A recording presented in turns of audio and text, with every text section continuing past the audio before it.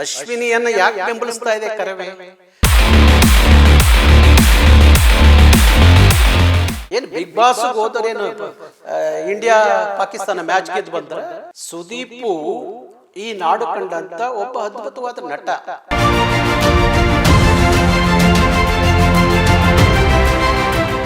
ಸುದೀಪ್ ಮನೆಗೆ ಹೋದ್ರೆ ಅದಕ್ಕೆ ಉಪ್ಪು ಖಾರ ಹಾಕಿ ಸೋಷಿಯಲ್ ಮೀಡಿಯಾದಲ್ಲಿ ಬಿಂಬಿಸ್ತಿರಲ್ಲ, ನಿಮಗೆ ನಾಚಿಕೆ ಆಗೋದಿಲ್ವಾ? ನಮ್ಮನ್ನು ಕೆಡಕ್ಬೇಡ್ರಿ, ಹೋಗ್ರಿ. ದಮ್ಮಿದ್ರೆ ಅದು ಯಾವ ಮಾರ್ವಾಡಿನೋ ಸಿಂಧಿನೋ ತಮಿಳನೋ ತೆಲುಗುನೋ ಮಾಡಬಾರ್ದು ಮಾಡ್ತಾ ಇರ್ತಾರಲ್ರಿ. ಅವ್ರ ಅಭಿಮಾನಕ್ಕೆ ಅವ್ರವ್ರನ್ನ ಬೆಂಬಲಿಸ್ತಾರೆ, ನಿಮ್ಮ ಅಭಿಮಾನಕ್ಕೆ ಬೆಂಬಲಿಸಿ.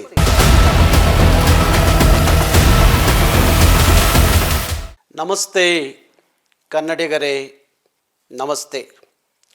ಎಲ್ಲ ಕನ್ನಡಿಗರಿಗೂ, ಕನ್ನಡದ ಮಕ್ಕಳಿಗೆ, ಕರ್ನಾಟಕದ ಎಲ್ಲ ಕನ್ನಡದ ಕುಲಬಾಂಧವರಿಗೆ ಮಕರ ಸಂಕ್ರಾಂತಿ ಹಬ್ಬದ ಶುಭಾಶಯಗಳು. ಮಕರ ಸಂಕ್ರಾಂತಿ ಹಬ್ಬದ ಪ್ರಯುಕ್ತ ಎಳ್ಳು ಬೆಲ್ಲವನ್ನು ತಿಂದು ಒಳ್ಳೆ ಮಾತಾಡಿ ಅಂತ ಹೇಳಿ ಹಿರಿಯರು ಹೇಳ್ತಾರೆ. ಆದರೆ ಇವತ್ತಿನ ಕಾಲಕ್ಕೆ ಒಳ್ಳೆ ಮಾತಾಡೋರೇ ಭಾರಿ ಕಷ್ಟ, ಹುಡುಕಬೇಕು. ಈಗೊಂದು ದೊಡ್ಡ ಚರ್ಚೆ ಸೋಷಿಯಲ್ ಮೀಡಿಯಾದಲ್ಲಿ ನಡೀತಾ ಇದೆ. Big boss. ಈ ಬಿಗ್ ಬಾಸ್ ಇದೇನು ಪಾಕಿಸ್ತಾನ ಇಂಡಿಯಾದ ಬಾರ್ಡ್ರ್ ಅಲ್ಲ. ಅಲ್ಲಿ ಹೋಗಿರೋರು ಅಲ್ಲಿ ಏನೋ ಗಡಿಯಲ್ಲಿ ನಿಂತು ಯುದ್ಧ ಮಾಡಿ ಗೆದ್ದು ಬರೋರೇನಲ್ಲ. ಅದು ಕಲರ್ಸ್ ಕನ್ನಡ ಅನ್ನುವ ಒಂದು ವಾಹಿನಿಯಲ್ಲಿ ನಡೆಯುವಂಥ ಒಂದು ಕಾರ್ಯಕ್ರಮ. ಅದೊಂದು ಕರ್ನಾಟಕದ ದೊಡ್ಡ ವೇದಿಕೆ. ಅಲ್ಲಿ ಪ್ರತಿಭೆಗಳು ತನ್ನ ಪ್ರತಿಭೆಯನ್ನು ವ್ಯಕ್ತಪಡಿಸಲಿಕ್ಕೆ ಅಲ್ಲಿ ಹೋಗ್ತಾರೆ. ಆ ಪ್ರತಿಭೆಗಳು ತನ್ನ ಪ್ರತಿಭೆ ನಾಡಿನ ಜನರಿಗೆ ತಲುಪಲಿ ಅನ್ನೋ ಕಾರಣಕ್ಕೋಸ್ಕರ, ಇಲ್ಲ ರಾಷ್ಟ್ರದ ಜನಕ್ಕೆ ತಲುಪಲಿ ಅನ್ನೋ ಕಾರಣಕ್ಕೋಸ್ಕರ ಆ ಬಿಗ್ ಬಾಸಲ್ಲಿ ಕೆಲವರಷ್ಟೇ ಆಯ್ಕೆಯಾಗಿ ಹೋಗ್ತಾರೆ. ಹೋದಂಥ ಪ್ರತಿಭೆಗಳನ್ನು ಅನೇಕರು ಬೆಂಬಲಿಸ್ತಾರೆ, ಅವ್ರನ್ನ ಬೆಂಬಲಿಸ್ತಾರೆ. ಅವರ ನಡವಳಿಕೆಯಿಂದ ಇರ್ಬೋದು, ಅವ್ರು ಆಡುವ ಟಾಸ್ಕ್ಗಳಿಂದ ಇರ್ಬೋದು, ಇಲ್ಲ ಅವ್ರು ಕೊಡುವಂಥ ಸಾಂಸ್ಕೃತಿಕ ಹಿನ್ನೆಲೆಯಿಂದ ಇರ್ಬೋದು. ಒಟ್ಟಾರೆ ಯಾವುದೋ ಮೆಚ್ಚುಗೆಯಾಗಿದ್ದನ್ನ ಅವ್ರ ಪರವಾಗಿ ವ್ಯಕ್ತಪಡಿಸೋದು ಸಹಜ. ಪ್ರಜಾಪ್ರಭುತ್ವದ ವ್ಯವಸ್ಥೆಯಲ್ಲಿ ಎಲ್ಲರಿಗೂ ಅದರ ಹಕ್ಕು ಎಲ್ಲರಿಗೂ ಇರುತ್ತೆ. ಆ ಪ್ರಜಾಪ್ರಭುತ್ವ ವ್ಯವಸ್ಥೆಯಲ್ಲಿ ನಾವು ಒಬ್ಬರನ್ನ ಇಷ್ಟಪಡ್ತೀವಿ, ಅವ್ರನ್ನ ಬೆಂಬಲಿಸ್ತೀವಿ ಎನ್ನುವಾಗ ಇನ್ನೊಬ್ಬರನ್ನ ವಿರೋಧ ಮಾಡಬೇಕು, ಇನ್ನೊಬ್ಬರನ್ನ ಟೀಕಿಸಬೇಕು, ಇನ್ನೊಬ್ಬರನ್ನ ಅವೇಳನಕಾರಿ ಮಾತುಗಳಿಂದ ಅವ್ರನ್ನ ಕುಗ್ಗಿಸಬೇಕು. ಇಂಥ ಪ್ರವೃತ್ತಿ, ಇಂಥ ಮೂರ್ಖರ ಪರಮಾವಧಿಗೆ ಒಂದು ಕೊನೆ ಅನ್ನೋದು ಇರುತ್ತೆ. ಈ ದೇಶದ ಕಾನೂನು ಭಾರಿ ಸ್ಟ್ರಾಂಗ್ ಆಗಿದೆ, ಭಾರಿ ಗಟ್ಟಿಯಾಗಿದೆ. ಇಲ್ಲಿ ಯಾರನ್ನೋ ಹೊಗಳುವ ಮುಖಾಂತರ ಯಾರನ್ನೋ ಹೀಯಾಳಿಸೋದು, ಟೀಕಿಸೋದು ಅದು ಯಾರಿಗೂ ಕೊಟ್ಟಂಥ, ಈ ದೇಶದ ಸಂವಿಧಾನ ಕೊಟ್ಟಂಥ ಹಕ್ಕಲ್ಲ. ಪ್ರಜಾಪ್ರಭುತ್ವದಲ್ಲಿ ಟೀಕೆ ಮಾಡಬಹುದು, ಆದರೆ ಆ ಟೀಕೆ ಆರೋಗ್ಯಕರವಾಗಿ ಇರಬೇಕು. ಆರೋಗ್ಯಕರವಾಗಿ ಟೀಕೆ ಆದಾಗ ಮಾತ್ರ ನಿಮ್ಮ ಮಾತುಗಳಿಗೆ ಬೆಲೆ ಇರುತ್ತೆ. ಇಲ್ಲದೆ ಹೋದರೆ ನಿಮ್ಮ ಮಾತುಗಳಿಗೆ ಬೆಲೆ ಇರಲ್ಲ. ಬಿಗ್ ಬಾಸಲ್ಲಿ ಆಡುವ ಪ್ರತಿಭೆಗಳೆಲ್ಲರೂ ಕನ್ನಡಿಗರು, ಕನ್ನಡ ನಾಡಿನ ಮಕ್ಕಳು. ಅದರಲ್ಲಿ ಬೇರೆ ಮಾತಿಲ್ಲ. ಅವರೆಲ್ಲರೂ ಗೆದ್ದು ಬರಲಿ, ಅವರೆಲ್ಲರೂ ಕನ್ನಡಿಗರೇ ಎನ್ನುವ ಪ್ರೀತಿ, ಅಭಿಮಾನ, ಕಾಳಜಿ ಈಗ ಬಿಗ್ ಬಾಸ್ ಪ್ರಾರಂಭ ಆದಾಗ ಉಟ್ಕೊಂಡಿದ್ದಲ್ಲ. ನನಗೆ 42 ವರ್ಷಗಳ ಹಿಂದೆ 18 ವರ್ಷದಲ್ಲಿ ಈ ಚಳುವಳಿಗೆ ಬಂದಲ್ಲ, ಆ ಚಳುವಳಿಗೆ ಬರೋಕ್ಕೆ ಕಾರಣವೇ ಕನ್ನಡ, ಕನ್ನಡಿಗ, ಕರ್ನಾಟಕ ಅನ್ನುವ ನಾಡ ಪ್ರೀತಿಯ, ನಾಡಿಗರ ಪ್ರೀತಿಯ, ಭಾಷೆಯ ಪ್ರೀತಿಯ ಆಧಾರದ ಮೇಲೆ ನಾನು 18 ವರ್ಷಕ್ಕೆ ಚಳುವಳಿಗೆ ಬಂದವರು. ಕೆಲವರಿಗೆ ನನಗಾಗಿರುವ ಇದಿದೆಯಲ್ಲ, ಸರ್ವಿಸ್ ಇದೆಯಲ್ಲ, ಕೆಲವರು ವಯಸ್ಸಲ್ಲ, ಅದು ನನ್ನ ಸರ್ವಿಸ್ ಇದೆಯಲ್ಲ, ಕೆಲವರ ಅದು ವಯಸ್ಸಲ್ಲ ಅಂತ ನಾಯಿ ನರಿಗಳೆಲ್ಲ ನಾರಾಯಣಗೌಡ್ರ ಬಗ್ಗೆ ಮಾತಾಡೋದು, ಇಲ್ಲ ಕರ್ನಾಟಕ ರಕ್ಷಣಾ ವೇದಿಕೆಯನ್ನು ಟೀಕೆ ಮಾಡೋದು, ಏನೋ ಖಾರ ಉಪ್ಪು ಹಾಕಿ ಅದನ್ನು ಇನ್ನೊಂದಿಷ್ಟೇನೋ ಬಿಂಬಿಸೋದು, ಇದೆಲ್ಲ ಈ ಮೂರ್ಖರ ಪರಮಾವಧಿಗೆ ನನ್ನ ಹತ್ರ ಉತ್ತರ ಇದೆ. ಅದು ಕಾನೂನಿನ ಮೂಲಕವೂ ಉತ್ತರ ಇದೆ. ಅದನ್ನು ಮೀರಿರೆ ಬೇರೆ ರೀತಿಯ ಉತ್ತರವೂ ಕೊಡಲಿಕ್ಕೆ ನಮ್ಮ ಹತ್ರ ಇದೆ. ಯಾವ್ಯಾವ ದೇವರಿಗೆ ಯಾವ್ಯಾವ ಪೂಜೆ ಮಾಡಿದ್ರೆ ತೃಪ್ತಿಯಾಗುತ್ತೋ ಆ ಪೂಜೆಗಳೆಲ್ಲವೂ ನಮಗೆ ಗೊತ್ತಿರೋದೆ. 42-40 ವರ್ಷಗಳ ಅವಧಿಯಲ್ಲಿ ನಾವು ಯಾರಿಗೂ ಎದುರಿಲ್ಲ, ಇಂಥ ಟೀಕೆಗಳಿಗೆಲ್ಲ ಸೊಪ್ಪಾಕಿಲ್ಲ, ಇಂಥ ಟೀಕೆಗಳಿಗೆ ಹಂಚಿಲ್ಲ, ಅಳುಕಿಲ್ಲ. 42-40 ವರ್ಷಗಳ ಕಾಲ ಇದನ್ನೆಲ್ಲ ನೋಡಿಕೊಂಡೇ ಬಂದಿದ್ದೀವಿ. ಇವರು ಯಾರೂ ತಮಿಳ್ರನ್ನ ಟೀಕೆ ಮಾಡಲ್ಲ, ತೆಲುಗರನ್ನ ಟೀಕೆ ಮಾಡಲ್ಲ, ಮಾರ್ವಾಡಿಗಳನ್ನ ಟೀಕೆ ಮಾಡಲ್ಲ, ಗುಜರಾತಿಗಳನ್ನ ಟೀಕೆ ಮಾಡಲ್ಲ. ಇವರು ಟೀಕೆ ಮಾಡೋದು ಯಾರು? ಬೆಳಗ್ಗೆ ಆದರೆ ಸಾಯಂಕಾಲ ಆದರೆ ನನ್ನ ನಾಡು, ನನ್ನ ನುಡಿ, ನನ್ನ ಜನ, ನನ್ನ ಭಾಷೆ, ನನ್ನ ಸಂಸ್ಕೃತಿ ಅನ್ನೋರನ್ನ ಇವರು ಟೀಕೆ ಮಾಡ್ತವೆ. ಇವು ಕನ್ನಡದವು ಅಂತ ಹೇಳ್ಕೊತ ಇವರು ಇವರ ವಿಚಾರಗಳನ್ನು ಏನಾದರೂ ಗಮನಿಸಿರೆ, ಇವರು ಬ್ಯಾಕ್ಗ್ರೌಂಡ್ ಏನು ಅಂತ ಏನಾದ್ರು ತಿಳ್ಕೊಂಡ್ರೆ, ನೀವು ನೋಡಿದ್ದೀನಿ ನಾನು, ಇವರೆಲ್ಲ ಇದಾರಲ್ಲ, ಇವ್ರ ಬ್ಯಾಕ್ಗ್ರೌಂಡ್ ತಿಳ್ಕೊಂಡಿದ್ದೀನಿ ನಾನು. ದೊಡ್ಡ ಕ್ರಿಮಿನಲ್ಗಳು ಇವರು. ಯಾರಿಗೂ ವಂಚನೆ, ಮೋಸ, ಇನ್ನೇನೋ ಮಾಡೋಕ್ಕೋಗಿ ತಗ್ಲಾಕ್ಕೊಂಡು 10 ಪೊಲೀಸ್ ಸ್ಟೇಷನ್ಗಳಲ್ಲಿ ಇವ್ರ ಮೇಲೆ ಕ್ರಿಮಿನಲ್ ಮೊಕದ್ದಮೆಗಳು, ಈ ಥರ ವ್ಯಕ್ತಿತ್ವ ಇಟ್ಕೊಂಡಿರೋರು ಸಮಾಜಕ್ಕೆ ಏನು ಸಂದೇಶ ಕೊಡಬಲ್ಲರು? ಇವರು ಏನು ಸಂದೇಶ ಕೊಡಬಲ್ಲರು? ನನ್ನ 40 ವರ್ಷದ ಹೋರಾಟದಲ್ಲಿ ನನ್ನ ಸ್ವಂತ ವಿಚಾರಕ್ಕಾಗಿ ನಾನು ಒಂದು ಪೊಲೀಸ್ ಸ್ಟೇಷನ್ ಮೆಟ್ಲ ಹತ್ತಿಲ್ಲ. ಆದರೆ ಈ ಟೀಕೆ ಮಾಡೋರು ಇದ್ದಾರಲ್ಲ, ಇವರು ಸೋಷಿಯಲ್ ಮೀಡಿಯಾ, ಅದು ಯಾವನು ಕೊಟ್ಬಿಟ್ನೋ ಇವರಿಗೆ ಹಕ್ಕು ಗೊತ್ತಿಲ್ಲ. ಒಂದು ಕೈಯಲ್ಲಿ ಮೊಬೈಲ್ ಇದ್ದರೆ ಸಾಕು ಅಂತ ಹೇಳಿ ಯಾರನ್ನು ಬೇಕಾದರೂ ಟೀಕೆ ಮಾಡ್ಬೋದು, ಯಾರನ್ನು ಬೇಕಾದರೂ ಅವಮಾನ ಮಾಡ್ಬೋದು, ಯಾರ ಮೇಲೆ ಬೇಕಾದರೂ ಇಲ್ಲ ಸಲ್ಲದ ಮಾತುಗಳನ್ನು ಬರೀಬೋದು, ಪೋಸ್ಟ್ರ್ ಹಾಕ್ಬೋದು ಅನ್ನುವ ಕೆಟ್ಟ ಪ್ರವೃತ್ತಿ ಇದೆಯಲ್ಲ. ಇಂಥ ಪಾತಕಿಗಳಿದಾರಲ್ಲ, ಇಂಥ ಪಾತಕಿಗಳನ್ನ ಕಾನೂನಿನ ಒಳಗಡೆ ಸರಿಯಾಗಿ ರಿಪೇರಿ ಮಾಡದೆ ಹೋದರೆ ನಾಳೆ ಭಾರಿ ಒಳ್ಳೆಯ ಜನರು ಬದುಕೋದೇ ಕಷ್ಟ ಆಗುತ್ತೆ, ಒಳ್ಳೆಯ ವಿಚಾರವಂತರು ಬದುಕೋದು ಕಷ್ಟ ಆಗುತ್ತೆ, ಒಳ್ಳೆಯ ಸಮಾಜ ಚಿಂತಕರು ಬದುಕೋದು ಕಷ್ಟ ಆಗುತ್ತೆ, ಒಳ್ಳೆಯ ಸಂಸ್ಕೃತಿ ಆಚಾರ ವಿಚಾರ ಇರೋರು ಬದುಕೋದು ಕಷ್ಟ ಆಗುತ್ತೆ. ಯಾಕೆಂದರೆ ಇವರು 100 ಸುಳ್ಳು ಹೇಳಿ 1 ನಿಜ ಮಾಡಲಿಕ್ಕೆ ಹೊರಡುವಂಥ ಪರಮ ಮೂರ್ಖರು ಇವರು. ಒಂಥರ ಭಯೋತ್ಪಾದಕರು ಥರ ಇವರು. ಈ ಪಾತಕಿಗಳನ್ನ ಕಾನೂನಲ್ಲಿ ರಿಪೇರಿ ಮಾಡೋದು ಹೆಂಗೆ ಅನ್ನೋದು ನಮಗೆ ಗೊತ್ತು.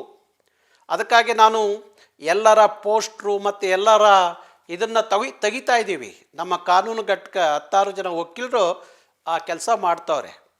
ಯಾರ್ಯಾರಿಗೆ ಯಾವ್ಯಾವ ರಿಪೇರಿ ಮಾಡಿದ್ರೆ ಬುದ್ಧಿ ಬರುತ್ತೋ ಅದನ್ನು ಮಾಡ್ತೀವಿ. ಅದಕ್ಕೆಲ್ಲ ನೀವು ಚಿನ್ನದ ಸೂಜಿ ಅಂತೇಳಿ ಕಣ್ಣಿಗೆ ಚುಚ್ಕೊಂಡ್ರು ಅನ್ನೋದು ಕಾಲ ಅಲ್ಲ. ನನ್ನ ಭಾಷೆ, ನನ್ನ ಸಂಸ್ಕೃತಿ, ನನ್ನ ನಾಡು, ನನ್ನ ನುಡಿ, ನನ್ನ ಜನ, ಯಾರು ನನಗೆ ಪಾಠ ಹೇಳೋದು ಬೇಕಾಗಿಲ್ಲ. ನನಗೆ 40 ರಕ್ತದಲ್ಲಿ ಬಂದ್ಬಿಟ್ಟಿದೆ ಅದು. ಕನ್ನಡ, ಕರ್ನಾಟಕ, ಕನ್ನಡಿಗ ಅನ್ನೋದು ಯಾರಿಂದ ಪಾಠ ಕಲಿಯೋ ಅಗತ್ಯ ಇಲ್ಲ. ಈಗ ಕರವೇ ಅಶ್ವಿನಿಯನ್ನು ಬೆಂಬಲಿಸ್ತಾ ಇದೆ ಅಂತ ಹೇಳಿ ಕರವೆಯನ್ನು ಟೀಕೆ ಮಾಡೋದು, ಇಲ್ಲ ನಾರಾಯಣಗೌಡರು ಟೀಕೆ ಮಾಡೋದು, ಇಲ್ಲ ಕರವೆಯ ಮುಖಂಡರುಗಳನ್ನ ಟೀಕೆ ಮಾಡೋದು ಅಂದರೆ ಅವ್ರ ಹಕ್ಕು ರೀ, ಅವ್ರ ಹಕ್ಕು. ಯಾರನ್ನೂ ಬೆಂಬಲಿಸೋದು, ಅವ್ರ ಬಗ್ಗೆ ಒಳ್ಳೆ ಮಾತಾಡೋದು, ಆರೋಗ್ಯಕರವಾಗಿ ಚರ್ಚೆ ಮಾಡೋದು ಅವ್ರ ಹಕ್ಕು. ನಿಮ್ಮಂಗೆ ಏನೂ ಕೆಲಸ ಕಾರ್ಯ ಇಲ್ದಲೆ ಬೆಳಗಾದರೆ ಸಾಯಂಕಾಲ ಆಗಿ ಯಾರನ್ನೋ ಬ್ಲ್ಯಾಕ್ ಮೇಲ್ ಮಾಡಿಕೊಂಡು ಯಾರನ್ನೋ ಎದುರಿಸ್ಕೊಂಡು ಸೋಷಿಯಲ್ ಮೀಡಿಯಾದಲ್ಲಿ ಹೊಟ್ಟೆ ಪಾಡು ಕರವೇ ಕಾರ್ಯಕರ್ತರಿಗೆ, ಕರವೇ ಮುಖಂಡರುಗಳಿಗೆ ಇಲ್ಲ. ಅವ್ರಿಗೆಲ್ಲ ಒಂದು ಬದುಕಿದೆ, ಒಂದು ಉದ್ಯೋಗ ಇದೆ, ಒಂದು ವಿಚಾರ ಇದೆ. ಗೊತ್ತಾಯ್ತಾ? ನೀವೆಲ್ಲ ಯಾರಿಗೂ ಪಾಠ ಹೇಳಕ್ಕೆ ಹೋಗಬೇಡಿ. ಅಶ್ವಿನಿಯನ್ನು ಯಾಕೆ ಬೆಂಬಲಿಸ್ತಾ ಇದೆ ಕರವೇ? 20 ವರ್ಷ ಕನ್ನಡ, ಕರ್ನಾಟಕ, ಕನ್ನಡಿಗ ಅಂತ ಹೇಳಿ ಬೀದಿಗೆ ನಿಂತಂಥ ಹೆಣ್ಣುಮಗಳು, ಈ ನಾಡಿಗಾಗಿ ನುಡಿಗಾಗಿ ಹೋರಾಟ ಮಾಡಿದಂಥ ಹೆಣ್ಣುಮಗಳು, ಅದಕ್ಕಾಗಿ ಕೇಸು, ಅದಕ್ಕಾಗಿ ಕೋರ್ಟ್ ಕಟ್ಕಟ್ಟೆ ನಿಂತಂಥ ಹೆಣ್ಣುಮಗಳು ಅವಳೇ ಅಲ್ಲ. ಅಶ್ವಿನಿ ಅಷ್ಟೇ ಅಲ್ಲ, ಯಾರೋ ಒಬ್ಬ ಕನ್ನಡದ ಹೋರಾಟಗಾರ ಬಿಗ್ ಬಾಸ್ನಲ್ಲಿ ಇದ್ದರೆ ಅವ್ರನ್ನ ಬೆಂಬಲಿಸುವಂಥ ಕೆಲಸ ಕರವೇ ಮಾಡ್ತಾ ಇತ್ತು, ಹಿಂದೆನೂ ಮಾಡಿದೆ. ಅವರು ಹೋರಾಟಗಾರರು ಅಂತ, ನಾಡು ನುಡಿಗಾಗಿ ಹೋರಾಟ ಮಾಡಿದ್ದಾರೆ ಅಂತ ಅಷ್ಟೇ. ಅಲ್ಲಿ ಯಾವ ಜಾತಿ, ಯಾವ ಧರ್ಮದ ಲೆಕ್ಕಾಚಾರವಲ್ಲ. ಆ ಲೆಕ್ಕಾಚಾರ ಕರವೇಗಿಲ್ಲ. ಕನ್ನಡ ಜಾತಿ, ಕನ್ನಡ ಧರ್ಮ, ಕನ್ನಡ ದೇವರು ಅಂತ ಹೇಳಿ ಯಾವ ಪಕ್ಷಗಳು, ಯಾವ ಸಂಘಟನೆಗಳು, ಯಾವ ಜನರು ಇಟ್ಕೊಂಡಿಲ್ಲ. ನಾವು ಇಟ್ಕೊಂಡಿದ್ದೀವಿ ಅದನ್ನು. ಆ ಸಿದ್ಧಾಂತವನ್ನು ಇಟ್ಕೊಂಡೇ ಬದುಕ್ತಾ ಇದ್ದೀವಿ. ಹೇಳ್ತಾರೆ ಯಾರು? ಕನಕದಾಸರು ಹೇಳ್ತಾರೆ. ಏನು ಹೇಳ್ತಾರೆ? ಕುರುಡು ಜನರ ಗುಂಪಿನಲ್ಲಿ ಆಮೆಯಂತಿರಬೇಕು, ಕಿವುಡರ ಸಂಘದಲ್ಲಿ ಶಬ್ದದಂತಿರಬೇಕು, ದೊಡ್ಡವರ ಗುಂಪಿನಲ್ಲಿ ದಡ್ಡನಂತಿರಬೇಕು, ನಿನ್ನಂತಿರಬೇಕು ಕನಕ, ನಿನ್ನಂತಿರಬೇಕು ಕನಕ. ಕುಲ ಕುಲ ಕುಲವೆಂದು ಒಡೆದಾಡದಿರಿ, ಕುಲದ ನೆಲೆಯ ಏನಾದರೂ ಬಲ್ಲಿರ ಅಂತ ಹೇಳಿ ಕನಕದಾಸರು ಹೇಳಿದಂಥ ಮಾತು. ಹಾಗಾಗಿ ಯಾವ ಕುಲ, ಗೋತ್ರ, ಧರ್ಮ ವಿಚಾರಗಳಲ್ಲಿ ಕರವೇ ಯಾವತ್ತು ಬೆಂಬಲಿಸಿದ್ದಲ್ಲ. ಬೆಂಬಲಿಸಿದ್ದು ಕನ್ನಡ, ಕನ್ನಡಿಗ, ಕರ್ನಾಟಕ ಅನ್ನೋ ವಿಚಾರಕ್ಕಷ್ಟೇ. ಇದರ ಅರಿವಿಲ್ದಲ್ಲ ನಿಮ್ಮ ಹೊಟ್ಟೆಪಾಡಿಗೆ ಯಾರನ್ನೋ ಎದುರಿಸ್ಕೊಂಡು, ಯಾರನ್ನೋ ಬೆದರಿಸ್ಕೊಂಡು, ಯಾರನ್ನೋ ಬ್ಲ್ಯಾಕ್ ಮೇಲ್ ಮಾಡಿಕೊಂಡು ಬದುಕೋ ನೀವುಗಳು ಕನ್ನಡಿಗರಿಗೆ, ಹೋರಾಟಗಾರರಿಗೆ ಉಪದೇಶ ಮಾಡ್ತೀರಾ? ಏನೋ ಮಾತಾಡ್ತೀವಿ, ಯಾರೋ ನಿಮ್ಮನ್ನು ಬೆಂಬಲಿಸ್ತಾರೆ, ನಿಮ್ಮಂಥವ್ರನ್ನ ಬೆಂಬಲಿಸ್ತಾರೆ ಅಂದರೆ ನಿಮ್ಮಂಥ ಬುದ್ಧಿಗಳಿದ್ದರೆ ಅವ್ರನ್ನ ಬೆಂಬಲಿಸೋಕ್ಕಾಗೋದು. ಗೊತ್ತಾಯ್ತಾ? ಅದಕ್ಕಾಗಿ ನಾನು ಹೇಳ್ತಾ ಇದ್ದೀನಿ, ಇಂಥವನ್ನೆಲ್ಲ ಬಿಟ್ಟು ಸಮಾಜಕ್ಕೆ ಏನಾದರೂ ಒಳ್ಳೆ ಕೆಲಸ ಮಾಡಿ, ಸಮಾಜಕ್ಕೆ ಏನಾದರೂ ಒಳ್ಳೇದು ಕೊಡಿ. ಈ ನಾಡಿಗೆ ನುಡಿಗಾಗಿ ಎಲ್ಲ ಬನ್ನಿ, ಒಂದು ದಿವಸ ಬೀದಿಗೆ ನಿಂತ್ಕೊಂಡು ಹೋರಾಟ ಮಾಡಿ, 16 ವರ್ಷ ಕೋರ್ಟ್ ಕಟ್ಕಟ್ಟೆಯಲ್ಲಿ ನಿಂತ್ಕೊಳ್ಳಿ, 10 ದಿವಸ ಜೈಲಲ್ಲಿ ಹೋಗಿ ಕನ್ನಡಕ್ಕಾಗಿ ಕೂತ್ಕೊಳ್ಳಿ. ಇದು ಯಾವ ಯೋಗ್ಯತೆಯೂ ಇಲ್ಲದೆ ನೀವು ಯಾರ ಬಗ್ಗೆ ಮಾತಾಡ್ತೀರಿ? ಯಾರ ಬಗ್ಗೆ ಮಾತಾಡೋಕ್ಕೆ ಹೋಗ್ತಾ ಇದ್ದೀರಿ? ಅದೇನೋ ಗಾಜಿನ ಮನೆ ನಿಂತ್ಕೊಂಡು ಕಲ್ಲು ಹೊಡಿತೀರಿ ನನಗೆ. ಇದೆಲ್ಲ ಬಿಟ್ಬಿಡಿ. ಗಾಜಿನ ಮನೇಲಿ ಕಲ್ಲು ಹೊಡೆದ್ರೆ ಯಾರಿಗೆ ಬೀಳುತ್ತೆ ಅನ್ನೋದು ಅರ್ಥ ಮಾಡಿಕೊಂಡ್ರೆ ಭಾರಿ ಚಂದ. ಉಪದೇಶ ಮಾಡಬೇಡಿ. ನೀವೆಲ್ಲ ಉಪದೇಶ ಮಾಡೋ ಯೋಗ್ಯತೆ ಕಳ್ಕೊಂಡಿದ್ದೀರಿ. ಯೋಗ್ಯತೆ ಇಲ್ದವರು ನೀವೆಂಥದ್ದು ಉಪದೇಶ ಮಾಡ್ತೀರಿ ಸಮಾಜಕ್ಕೆ, ವ್ಯವಸ್ಥೆಗೆ? ಏನು ಬಿಗ್ ಬಾಸ್ಗೆ ಹೋದರೇನು ಇಂಡಿಯಾ ಪಾಕಿಸ್ತಾನ ಮ್ಯಾಚ್ ಗೆದ್ದು ಬಂದ್ರೆ? ಇಲ್ಲ ಇಂಡಿಯಾ ಪಾಕಿಸ್ತಾನ, ಇಲ್ಲ ಇಂಡಿಯಾ ಚೀನಾದ ಗಡಿಯಲ್ಲಿ ನಿಂತು ಯುದ್ಧ ಮಾಡಿ ಬಂದವರ? ಅವ್ರ ಅಭಿಮಾನಕ್ಕೆ ಅವ್ರವ್ರನ್ನ ಬೆಂಬಲಿಸ್ತಾರೆ, ನಿಮ್ಮ ಅಭಿಮಾನಕ್ಕೆ ಬೆಂಬಲಿಸಿ. ಅದಕ್ಕೆ ಕರವೇ ಟೀಕೆ ಮಾಡೋದು, ನಾರಾಯಣಗೌಡರು ಟೀಕೆ ಮಾಡೋದು, ಇಲ್ಲೂ ಸಲ್ಲದ ಪೋಸ್ಟ್ಗಳು ಹಾಕಿರೆ ನಾವು ಭಾರಿ ಒಳ್ಳೆಯರಿಗೆ ಒಳ್ಳೆಯವರು. ಗೊತ್ತಾಯ್ತಾ? ಸಾಧುಗೆ ಸಾಧು, ಮಾಧುರ್ಯಂಗೆ ಮಾಧುರ್ಯಂ, ಬಾದಿಪ್ಪ ಕಲಿಗೆ ಕಲಿಯುಗದ ವಿಪರೀತನ್. ಇವೆಲ್ಲ ಇಟ್ಕೋಬೇಡಿ ಕರವೇ ಜೊತೆಯಲ್ಲಿ. ನಮಗೆ ಕಾನೂನು ಹೋರಾಟ ಮಾಡೋದು ಗೊತ್ತಿದೆ, ಅದಕ್ಕೆ ಹೇಳಿದಿರಿ. ಇಡೀ 31 ಜಿಲ್ಲೆಯಲ್ಲಿ ಕರವೇ ಕಾರ್ಯಕರ್ತರು ಜಡಿದ್ರೆ ಕೇಸ್ನ ಅಲಿಬೇಕಾಗುತ್ತೆ 16 ವರ್ಷ ಎಲ್ಲ ಜಿಲ್ಲೆಗೂ. ಅದಕ್ಕೆ ಅವಕಾಶ ಕೊಡಬೇಡಿ. ಯಾಕೆಂದರೆ ನೀವು ಯಾರು ನಮ್ಮ ಶತ್ರುಗಳಲ್ಲ, ಎಲ್ಲ ನಮ್ಮ ನೆಲದ ಮಕ್ಕಳಿದ್ದೀರಿ, ಕನ್ನಡದ ಮಕ್ಕಳಿದ್ದಾವೆ. ನಮ್ಮನ್ನು ಕೆಡಕ್ಬೇಡ್ರಿ. ಹೋಗ್ರಿ, ದಮ್ಮಿದ್ರೆ ಅದು ಯಾವ ಮಾರ್ವಾಡಿನೋ, ಸಿಂಧಿನೋ, ತಮಿಳನೋ, ತೆಲುಗುನೋ ಮಾಡಬಾರ್ದು ಮಾಡ್ತಾ ಇರ್ತಾರಲ್ರಿ. ಹೋಗ್ರಿ, ಅವ್ರ ಜೊತೆ ನಿಮ್ಮ ಸಂಘರ್ಷ ಇಟ್ಕೊಳ್ಳಿ. ಕನ್ನಡ ಹೋರಾಟಗಾರರ ಜೊತೆ ಸಂಘರ್ಷ ಇಟ್ಕೋತಿರಲ್ಲ, ನಾಚಿಕೆ ಆಗಲ್ವಾ ನಿಮಗೆ? ನೀವು ಏನು ಸೋಷಿಯಲ್ ಮೀಡಿಯಾದ ಏನು ಇವರ ನೀವು? ಗೊತ್ತಿಲ್ವ ನಿಮ್ಮ ಬಂಡವಾಳಗಳು ನಮಗೆ? ಇದೆಲ್ಲ ಬೇಡ. ಏನಾದರೂ ಕನ್ನಡದ ನಾಡಿಗೆ ನುಡಿಗೆ ನಿಮ್ಮ ಸೇವೆ ಆಗಬೇಕು. ಈ ನೆಲದಲ್ಲಿ ಹುಟ್ಟಿದ ಋಣ ತೀರಿಸ್ಬೇಕು. ಈ ಮಣ್ಣಿನ ಋಣ. ಯಾರನ್ನೂ ಬ್ಲ್ಯಾಕ್ ಮೇಲ್ ಮಾಡೋದಲ್ಲ, ಯಾರನ್ನೂ ಹಿಡ್ಕೊಂಡು ಅದರಲ್ಲಿ ಮಜಾ ತಗೊಳ್ಳೋದಲ್ಲ, ಯಾರಿಗೋ ಮಜಾ ಕೊಡೋಕ್ಕೆ ಇನ್ಯಾರಿಗೋ ದ್ವೇಷ ಮಾಡೋದು ಅಲ್ಲ, ಅದಲ್ಲ. ಇದೆಲ್ಲ ಬಿಟ್ಟು ಬಿಗ್ ಬಾಸ್ ಎಷ್ಟು ದಿವಸ ಇರುತ್ತೆ, ಎಷ್ಟು ದಿವಸ ನಡೆಯುತ್ತೆ? ಯಾರು ಅಲ್ಲಿ ಗೆಲ್ತಾರೆ? ಯಾರಾದರೂ ಗೆದ್ದು ಬರಲಿ ಹೇಳು. ಈಗ ಯಾರೋ ಅಲ್ಲಿರುವಂಥವ್ರನ್ನೆಲ್ಲರೂ ಒಂದೊಂದು ಗುಂಪು ಬೆಂಬಲಿಸಿ ಅವ್ರಿಗೆ ಓಟ್ ಹಾಕ್ಬೇಕಾ? ಹಾಕಿ. ಅದಕ್ಕೆ ಇನ್ಯಾರನ್ನೋ ಟೀಕೆ ಮಾಡೋದು, ಇನ್ಯಾರಿಗೋ ಅವಹೇಳನಕಾರಿ ಪೋಸ್ಟ್ಗಳು ಹಾಕೋದು ಯಾವ ಸಂಸ್ಕೃತಿ ಇದು? ಯಾರು ಕಲಿಸಿದ್ದು? ಹಾಂ, ಇದೆಲ್ಲ ಬಿಟ್ಟು ನಿಜವಾಗಿ ನೀವು ಕನ್ನಡಿಗರಾಗಿದ್ದರೆ, ಯಾರೋ ತಮಿಳರು ತೆಲುಗರು ಮಾಡ್ತಾರಲ್ಲ, ಏನೋ ನಾಡು ನುಡಿ ವಿಚಾರದಲ್ಲಿ ವಿರೋಧವಾಗಿ ನಡ್ಕೋತಾರಲ್ಲ, ಲೂಟಿ ಮಾಡ್ತಾರಲ್ಲ, ಕರ್ನಾಟಕದ ಆಸ್ತಿ, ಕನ್ನಡದ ಆಸ್ತಿ, ಕನ್ನಡಿಗರ ಆಸ್ತಿಯನ್ನು ಅವ್ರ ಜೊತೆ ಸಂಘರ್ಷಕ್ಕೆ ಇಳೀರಿ. ದಮ್ಮಿದ್ರೆ ಹೋಗ್ರಿ. ಒಂದಿನ ನನ್ನ ಭಾಷೆ, ನನ್ನ ನಾಡು, ನನ್ನ ನುಡಿ ಅಂತ ಒಂದು ದಿವಸ ಕೋರ್ಟ್ ಕಟ್ಕಟ್ಟಲ್ಲಿ ನಿಂತ್ಕೊಳ್ಳಿ, ಗೊತ್ತಾಗುತ್ತೆ. ಇಲ್ಲ ಜೈಲಲ್ಲೂ 16 ದಿವಸ ಇರ್ರಿ, ಗೊತ್ತಾಗತ್ತೆ. ಶೂನ್ಯ ನಿಮ್ಮ ಸಾಧನೆ ಈ ನೆಲಕ್ಕೆ ಶೂನ್ಯ ಅಂಥ ಜನ ನೀವು ಏನು ಉಪದೇಶ ಮಾಡ್ತೀರಿ ಹೋರಾಟಗಾರರಿಗೆ? ಹಾಂ, ಅದಕ್ಕಾಗಿ ಹೇಳ್ತಾ ಇದ್ದೀನಿ, ಇನ್ಮೇಲಾದ್ರೂ ಇಂಥದ್ದೆಲ್ಲ ಬಿಟ್ಟು ನ್ಯಾಯವಾಗಿ ಬದುಕೋದು ಕಲೀರಿ.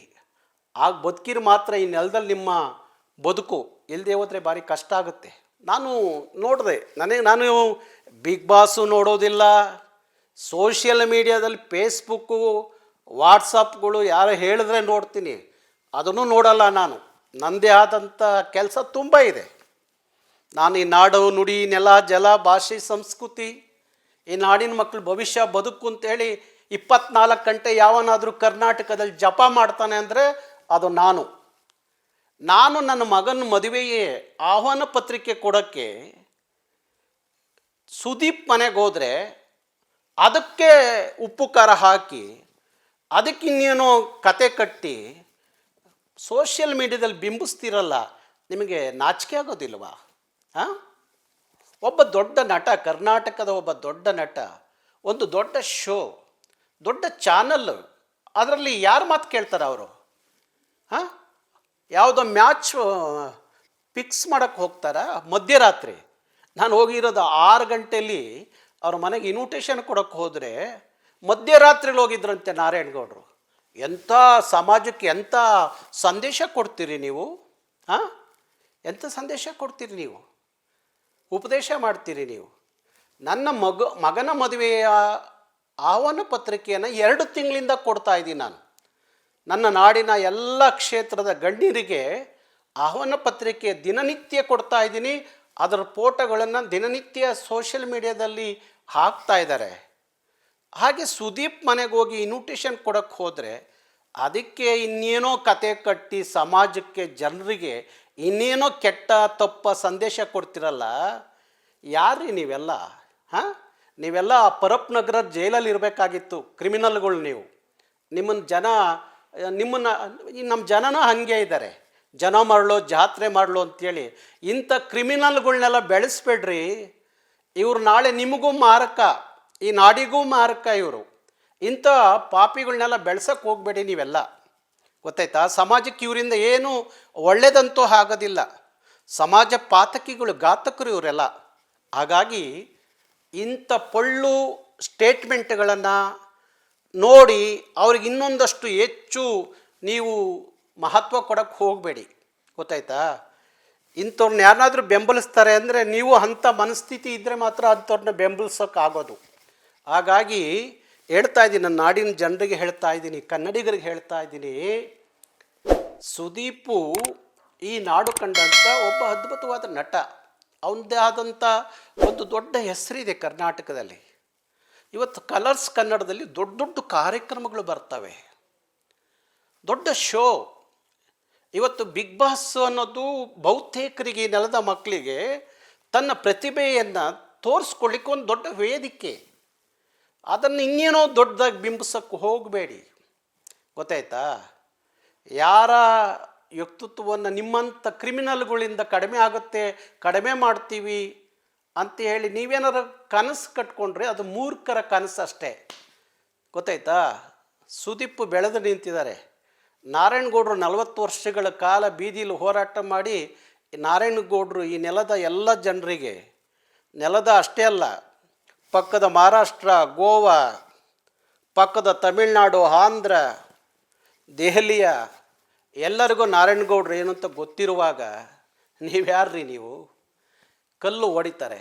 ಎಲ್ಲೂ ಒಂದು ಕಲ್ಲು ಹೊಡೆಯೋ ಕೈ ಇದ್ದರೆ ಸಾವಿರಾರು ಜನ ಚಪ್ಪಾಳೆ ತೊಟ್ಟುವ ಕೈಗಳಿದ್ದಾವೆ. ಯಾರೋ 10 ಜನ ಟೀಕೆ ಮಾಡಿದ್ರೆ ಲಕ್ಷಾಂತರ ಜನ ಜೈಕಾರ ಹಾಕೋರಿರುವಾಗ ನೀವು ಯಾರ್ರೀ ಕಿತ್ತೋದವ್ರು ನೀವೆಲ್ಲ? ಹಾಂ, ಯಾರ್ರೀ ನೀವೆಲ್ಲ? ಯಾಕ್ರಿ ಇಂಥದ್ದು ಮಾಡ್ತೀರಿ? ಏನಾದರೂ ಒಳ್ಳೆ ಕೆಲಸ ಮಾಡಿರಿ, ಇಂಥದ್ದೆಲ್ಲ ಬಿಟ್ಬಿಡಿ. ಹಾಂ, ಯಾವುದ್ಯಾವುದಕ್ಕೂ ಏನೇನೋ ಕತೆ ಕಟ್ಟೋದಿದೆಯಲ್ಲ, ಕತೆ ಇತಿಹಾಸ ಬರೆಯೋಕ್ಕೆ ನೀವು ಯಾರೂ ಅಲ್ಲ. ನಿಮ್ಮ ಇತಿಹಾಸಗಳನ್ನ ಕರ್ನಾಟಕದ ಬೆಂಗಳೂರಿನ ಪೊಲೀಸ್ ಸ್ಟೇಷನಲ್ಲಿ ಬರೆದಿಟ್ಟಿದ್ದಾರೆ. ನೀವು ಯಾರಿಗೂ ಉಪದೇಶ ಮಾಡೋಕ್ಕೆ ಹೋಗಬೇಡಿ. ಇನ್ಮೇಲಾದರೂ ಸರಿಯಾಗ್ರಿ. ಲೇಟೆಸ್ಟ್ ಹಾಗೂ ಇಂಟ್ರೆಸ್ಟಿಂಗ್ ಸುದ್ದಿಗಳಿಗಾಗಿ ಬಾಸ್ ಟಿವಿ ಕನ್ನಡ ಚಾನೆಲ್ನ ಸಬ್ಸ್ಕ್ರೈಬ್ ಮಾಡಿ. ಹಾಗೆಯೇ ಬೆಲ್ ಐಕಾನ್ ಪ್ರೆಸ್ ಮಾಡಿ. ಇದರ ಜೊತೆಗೆ ಫೇಸ್ಬುಕ್, ಇನ್ಸ್ಟಾಗ್ರಾಮ್, ಎಕ್ಸ್ನಲ್ಲೂ ಮಿಸ್ ಮಾಡದೆ ಫಾಲೋ ಮಾಡಿ.